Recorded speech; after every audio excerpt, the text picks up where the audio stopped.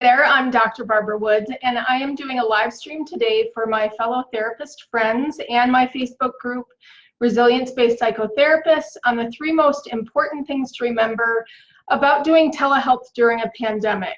So I'm going to take a second. I'm going to share this live stream into my group so that they have access to it as well.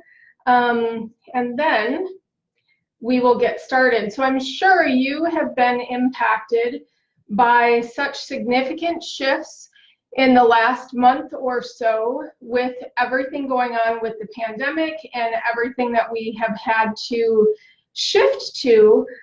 So I have some experience in doing crisis intervention on a larger scale for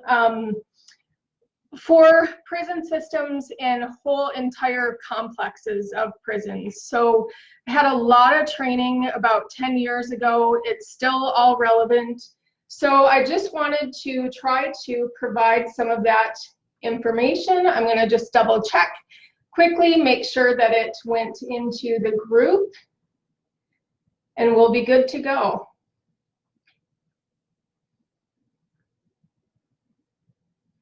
And there we are. So we will get started. So doing therapy during a pandemic is so different than anything we've probably ever experienced. And so it has thrown some people where they've had to completely shift their practices from being in person to online and get used to telehealth in a matter of days, or maybe, if you're lucky, a week or so. So looking at how to do this in the stressful times of a pandemic is very different than switching an online practice and starting to see people online. So I just wanted to help people to understand some of the principal mindsets that are necessary and the 3 top tips for providing therapy during this time. So first is recognizing that this is a swift and rapid change. This hit, we had some awareness that it was going to come, but had no idea how it would hit, how swiftly and how quickly. So this is a swift and rapid change. It's not like having a few weeks to decide that what platform you're going to use and how you're best going to serve your clients and figuring all those things out. It hits for some people overnight. So at some point, our in-office therapy will return. This is a temporary situation in a really critical time in history. So we have to remember that in-office therapy will return. Some people may decide that they would prefer to do telehealth. Some people may decide that they prefer the in-person, and some interventions lend themselves better to in-person sessions. So whenever this happens, when there's a huge shift like this, which I don't think any of us have seen in our lifetimes, there's huge impacts. So some practices may move completely online. Some have to shift specialties or areas of competence to meet like the post-pandemic needs. So if you don't work with trauma and don't work with a lot of grief, these are areas that are going to be really needed after this is over.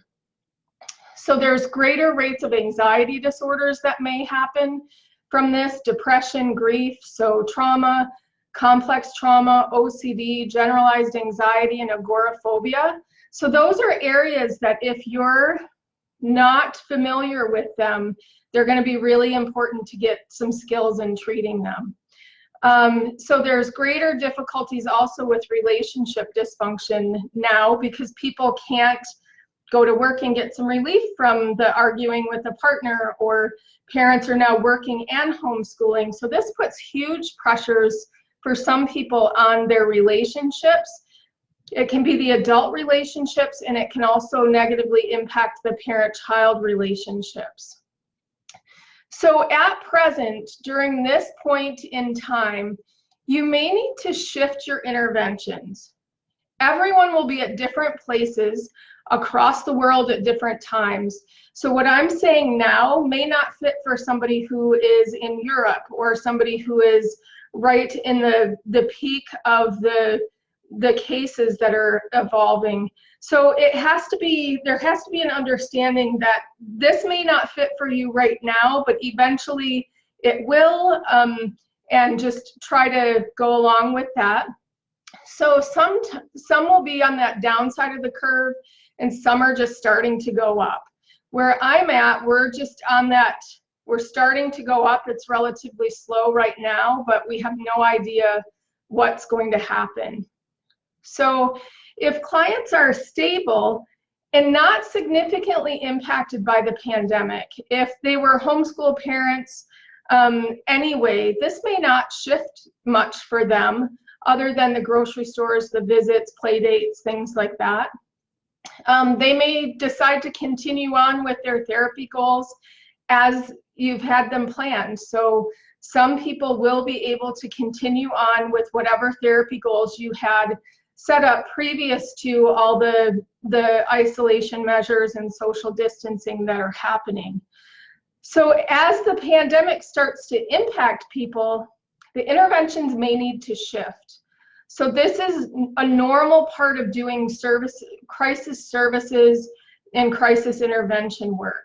There's a huge difference between any type of regular treatment plan therapy that evolves and you have stages and goals you want to meet, and supporting somebody in a crisis. So your goals may need to change to being supporting the person to manage day by day rather than processing a deeper trauma from the past. So it's a very normal part, but I think if you haven't worked in crisis intervention and haven't had to deal with critical incidents, this is going to feel like, how do I even do therapy? It's just managing and monitoring like the day-to-day way that they're living, the symptoms they're experiencing, and coping strategies. You also may need to rely on interventions that aren't actually preferred, but they're still within your scope of practice. So I'll expand on this a little bit in the third part when we talk about crisis response and support. But sometimes interventions don't lend themselves as well to telehealth or distance counseling. So you may have to kind of change those up, or you may have to find strategies where they will work. It's surprising how well kids and teens have responded to the changes, and they just kind of roll with it because I think it's in their normal daily experience to talk to people on, they usually use FaceTime. We're not allowed to use that where I'm at, but so they're just used to it. So they may be able to just roll with it and go from there. So it all depends on the individual, where they're at, and where you're also at in the middle of this pandemic. So number 2 is a really hard one right now to deal with because it's recognizing the limitations of telehealth. There are some limitations that in best case scenario, you would not use telehealth with certain clients because they're not appropriate for it. They may be paranoid, particularly involving technology. So if they feel like their thoughts are being broadcast, they may not want to do telehealth their phone sessions. Psychosis, if they have extreme impulsivity, or if they have dangerous behavior, or a potential for violence, those people under best case scenario aren't appropriate for telehealth. Now, during a pandemic, when this is the only way we can really provide services, we have to work around those and maybe use telephone counseling if they're comfortable with that, and really do symptom monitoring to see if there's any safety risks rather than trying to process things or build other coping skills. It might just be trying to hunker down and get them what they need to cope through the week or the few days that you see them between. So some clients, those are cases where they're not appropriate for telehealth. And it's not going to change when there's a pandemic. It might actually heighten that limitation. Some of the other limitations are if the parent, if you're working with children and you're relying on parents to set up the technology, but they're not well versed in it, or the child isn't able to do the technology. You'd be surprised how well they are at doing technology once you start trying it with them. So if they don't have the technology to do it or the knowledge of it, we need to give them some skills and kind of train them in how to do that. So you may have to record a video of how you connect with your particular platform, upload it to YouTube, and then share that link so that they can learn that. Your telehealth provider may have a demo to explain that. So it's really important that we still educate them in how to use the technology. They may not have appropriate internet service. I know in my practice, we have a high number of people that they just don't have internet. They're lucky if they have a phone that can just dial 911 for emergencies. So these things aren't going to change during a pandemic. They may be able to get a phone as a resource through some of the social service agencies or things like that, but this is a real limitation. They may also not have privacy to be able to engage in a therapeutic interaction because of the number of people in the house, not feeling comfortable or safe. So these are all things that we need to really consider during this time to be able to help them move to distance counseling options, but in a way that is appropriate for them. And some of these barriers, depending on the situation, you may not be able to overcome. We have had kids who don't have internet service. We do a lot of phone counseling because we are permitted to do that, and they actually do pretty well. So I think a lot of times the kids are a lot more resilient than we think they would be, and they're able to catch on and do things, and we just roll with it. So it really depends on the situation. Some therapists themselves may not be able to move to telehealth. So if you have a lack of technology experience, you might need some additional training. If you haven't had any training in telehealth or the privacy things that you need to have to be able to do telehealth, you need to learn that before offering this as an option.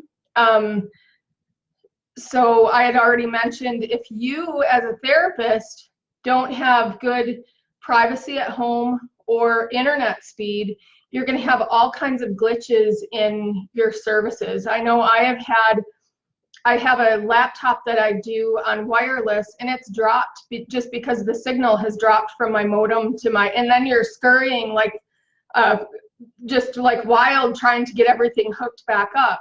So I've decided to run a 50-foot cable from my modem out to where I am doing the telehealth services so that it's hardwired into the internet and I don't have to rely on wireless. So that's another thing you have to be really careful of.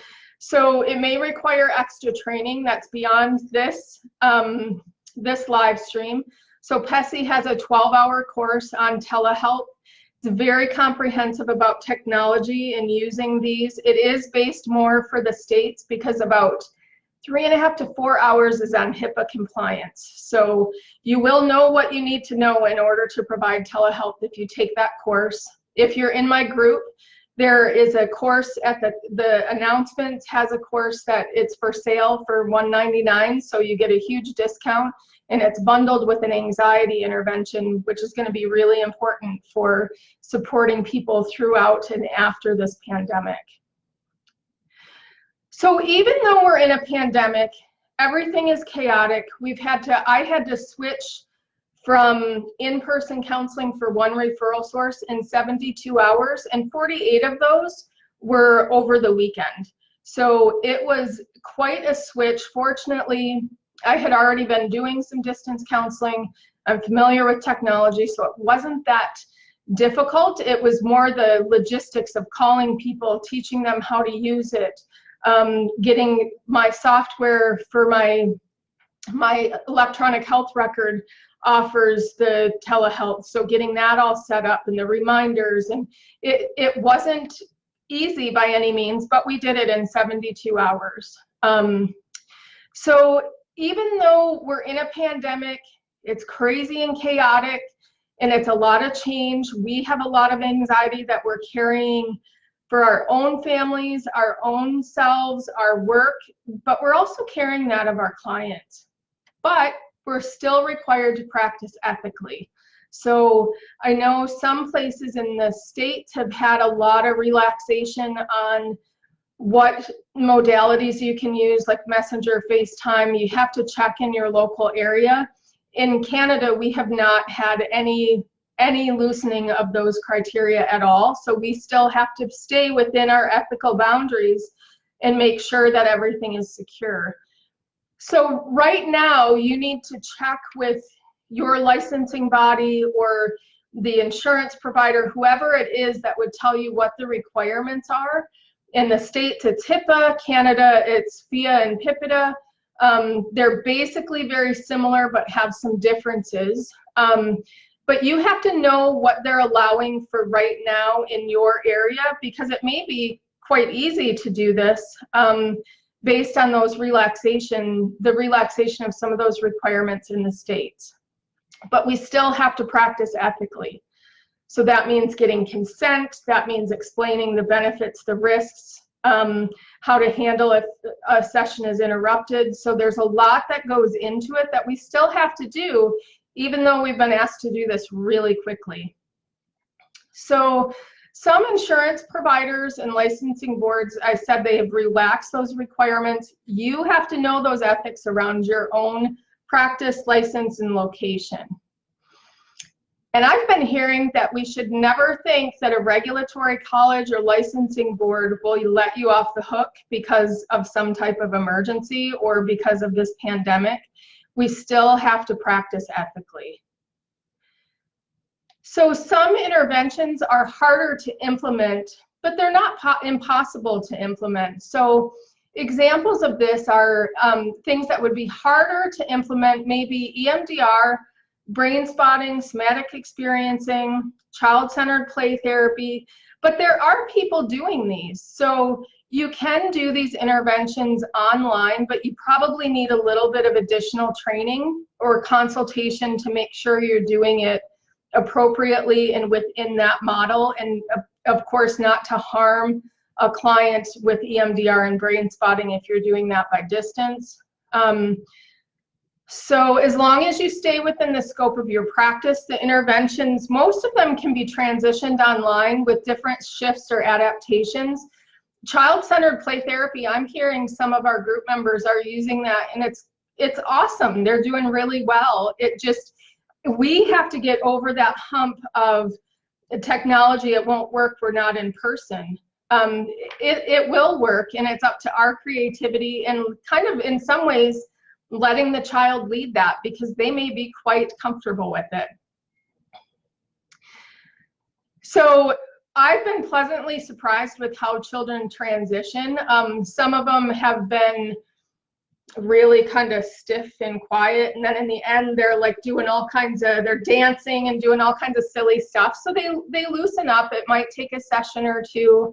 It might take the support of a parent. Hopefully you'll have that support to get everything set up and help you kind of get the session ready.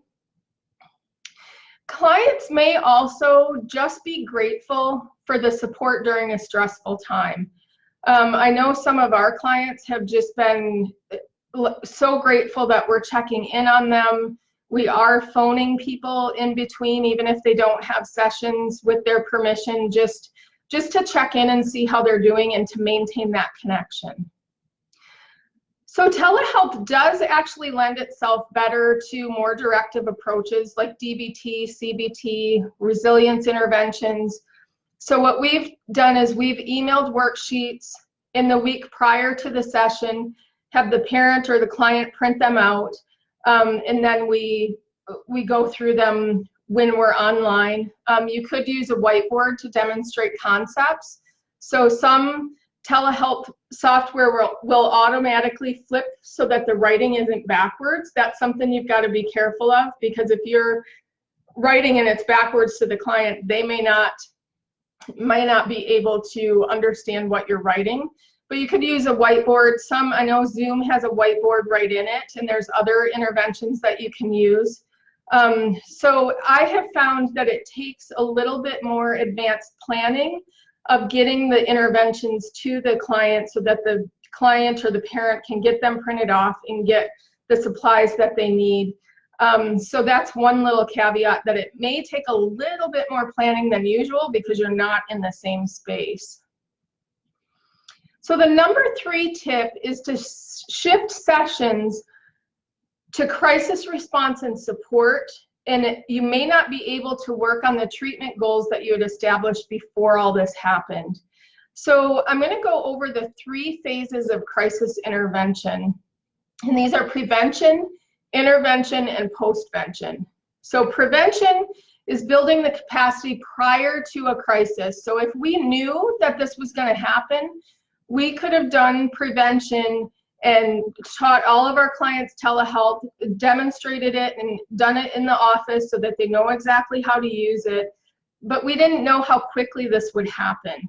So some of the prevention skills are stockpiling toilet paper, food, knowing tornado season is coming and having drills. Shopping and stockpiling the toilet paper was not a very good prevention, but kind of unrealistic and based in scarcity.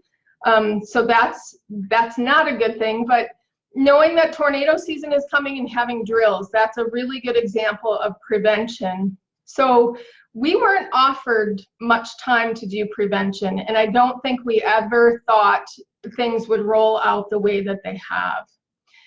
So most of us across the world are still in a stage of intervention where we are right in the midst of a critical incident.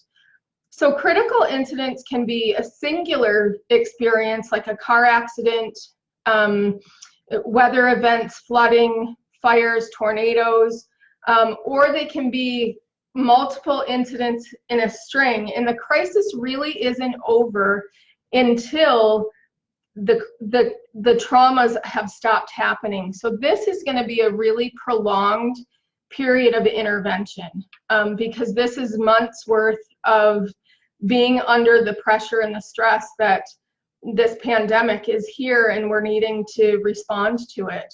So the main task during intervention are to assess where the person's at and see if they're having normal responses, but that may cause problems with coping, and how to stabilize and prevent further emotional deterioration.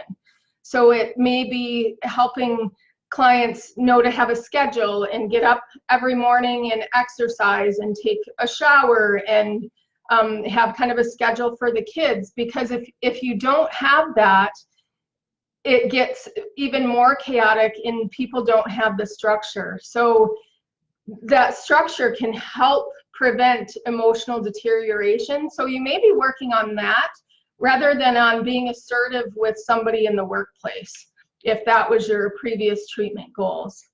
We'll cover this a little bit more in depth in a minute as well. So postvention is after the crisis is over, what needs to be done for follow-up? What kind of things or services will be needed after the fact? So this is kind of after everything is either done or it's stabilized, what kind of interventions do we need to do? And unfortunately, this is actually the more difficult work, and it's more draining, especially if you've been involved in the intervention stages. So if you're in the intervention stages and you can refer somebody, that's all you're doing is crisis support, you're referring people to community resources, that's a whole different thing than being with them during the crisis and doing the intervention and doing the postvention. It's a lot heavier for the therapist to have to move through all those stages, because it's more secondary trauma for us. So what kind of resources or referrals will be needed after the fact? So this is an area that we can actually be starting to think about and prepare in advance. And not that we want to be like motivated and gain some new skills and use this downtime to be come better because we have our own things that we need to slow down, take care of ourselves, and get through this for ourselves. But there is a benefit to preparing in advance. And this is trauma is a sense of being powerless or out of control. This type of preparing in advance gives you a feeling of being in control. If you've gone through an intervention period with a group of people and you know that these children or clients are at high risk of agoraphobia or anxiety, you can prepare what you need to prepare for them. If these are at risk of placement breakdowns, you can start to kind of pre-plan and not getting rigid about it, but having a sense of control, which is actually the opposite of what a crisis typically brings to us, because it's a loss of control. So we're in a much better position to serve our clients after this is over if we've also focused on providing that support when we move into that postvention phase. So therapists needing to increase caseloads or open practices, they may have lost employment, they may move into private practice, they can position themselves for postvention, which will actually be really needed for a huge number of people. So in some ways, this is a time where therapists can really stand and be leaders and be those beacons of light and hope for people that are really struggling with the aftermath of what we're going through. So one caution is that if you're involved in this, if you may have huge impacts of losing family members, all that kind of stuff, your life may be dramatically altered where providing postvention may not be a good option for you personally. There's nothing wrong with that. We have to take care of ourselves in order to be that beacon of light and hope for our clients. So now those are the 3 points of providing telehealth during a pandemic, but I do want to go back to the crisis response intervention, that part where you're actually intervening during a crisis. So what this is going back to basics. If you look at Judith Herman's model of 3 phases of intervention for trauma, stage 1 is safety and stabilization, stage 2 is coming to terms with the memories, stage 3 is integration of that experience and finding meaning. So in crisis response intervention, the main part of this is safety and stabilization. It's not coming to terms with the memories, it's not processing it and finding meaning. You may have glimpses and pieces of that, but it's really safety and stabilization. So some of the crises that I had been a part of when I worked in a prison system where I was part of a crisis support team, it was handing out water and making sure people's basic needs were met in order to feel like there's some level of safety and stabilization. So that may be where you're at with some clients. The most important part is really to normalize their responses. They're not pathological because they're very anxious, having anger, the kids are having tantrums. This is a normal response to extremely abnormal conditions and events that are worldwide. So it's so important to normalize that their reactions they're expected, but we don't want them to go on for a long period of time. So we want to rely on the therapy relationship and trust it. If you are working with someone, you've worked with them before, you've shifted to telehealth, and you're doing kind of crisis intervention and support, that therapy relationship is going to be like a life ring to them where they can hang on to that. You can be present, consistent, allow them to feel safe, seen, heard, and understood, and give them that space to experience what they're experiencing without trying to avoid it or deny it, and not getting stuck in it either. So some interventions to use would be resourcing and relaxing. So if you're familiar with EMDR or brain spotting, they talk about resourcing, where you find a spot in the body that feels relaxing and calm. you heighten that feeling, and then you kind of, when you get stressed, you go back to that spot, or when you're in the middle of the intervention, you draw on that resource. So relaxation strategies to just lower the stress response of the body. Another area where, for resilience-based psychotherapists, this is really important, is building resilient skills that don't deny the impact of what's happening. So gratitude at times may fit at various phases or for different parts of it, but it may not be during an acute crisis. So if kids get, I don't know, apprehended, or somebody in the family dies, it's not a time to talk about gratitude. So you have to really be careful with those resilience skills. But if they're at home, they're doing their homeschooling, they're fairly, life is fairly stable, but it's very different, and they're anxious, looking at gratitude then would be totally appropriate. So grounding exercises are really good during this time as well. Also supporting that parent-child relationship. When the attachment is healthy, it can still be stressed because the pressure that some of the parents that we're working with can be enormous, to have to work from home, homeschool your kids, your partner's working from home. It just creates all kinds of stress where they're working like 24 hours a day. So this is really important to help support that parent-child relationship. And even healthy attachments can get stressed at this time. Unhealthy attachments can get really stressed and be really difficult. So it's important, if you're working with kids, to really deal with that and support that relationship, so that they understand that kids that are whining and crying and throwing temper tantrums, those are signs of stress. That's not trying to manipulate to get something. The kids are really stressed out as well, because they don't have their normal coping strategies and skills either.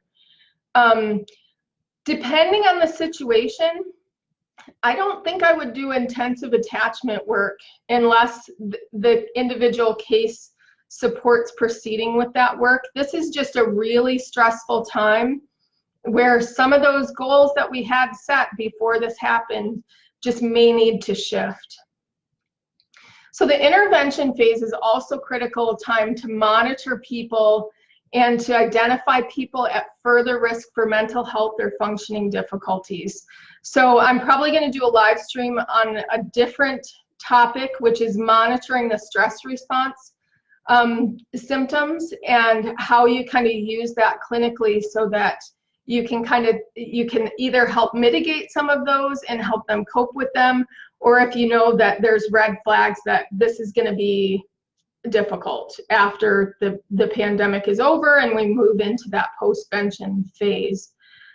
So areas to be concerned about for people that the trauma of a pandemic can plug right into, and it's like a hot live plug.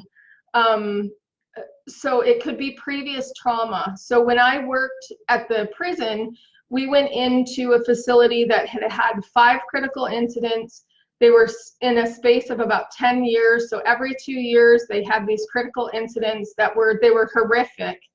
And we got called in at the 5th incident, which was a suicide pact between 2 staff members.